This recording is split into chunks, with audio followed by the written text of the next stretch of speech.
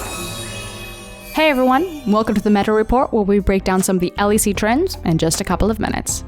Today's episode is here to boost you through solo queue, so buckle up, because we've got 200 years of game design experience to get you out of silver with one simple trick: the new Death Stance.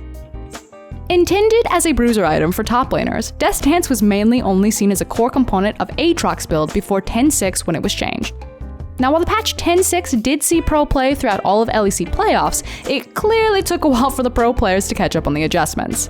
Since the start of summer, we've seen the item all over the Rift, with top lane fighters, junglers, Corkis, and now infecting the bot lane on Ezreal, Aphelios, Kalista, and even Ashe as seen in the LPL. In fact, the only class not building this is support.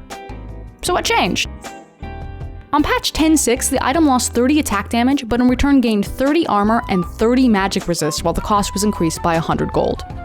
The idea of the new Death Stance was part of a set of changes made to help out melee top lane fighters, by giving them itemization that covered resistances while also providing damage.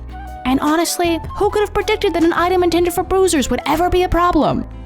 A big part of Death Stance is the way that the healing works. It's not just a lifesteal item like the Bloodthirster that only grants healing on basic attacks. Death Stance heals on all damage dealt, which is also referred to as Omnivamp. When it needs its own name, it's probably gonna be an issue. This is especially attractive for fighters who mainly deal damage with abilities for their damage rotations, like Renekton. Then there's the other passive that transforms 30% of the damage taken as a 3-second bleed. It goes like this: Death Stance allows champions to survive upfront burst damage with the resistances and with the 30% of the post-mitigation damage that is transformed into a bleed. That bleed can then be sustained through Omnivamp. Now, while the item's bleed passive has reduced effectiveness on ranged champions, that doesn't stop it from being a popular 3rd or 4th item purchase on most of the meta AD carries. For AD carries, the item is becoming a staple because it solves multiple itemization holes that the class can run into, namely finding resistances outside of Hexdringer or GA. With Death Stance, you get both armor and magic resistance, as well as attack damage, cooldown reduction, and Omnivamp, which is huge because AD carries rarely get a spare slot to double dip defensive itemization for both MR and armor when they're trying to hold all these Eels.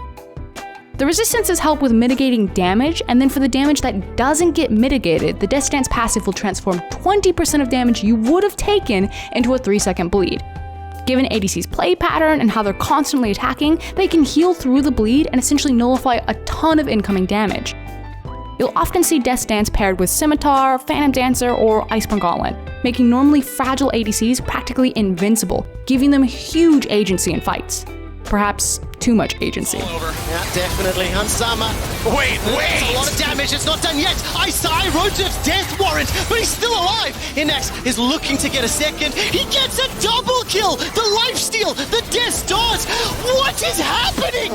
Now, the good news is that the item is set for range nerfs on 10.13. The bad news is that you're running out of time to abuse this to get to gold. So get in there while it's hot, and good luck, summoners.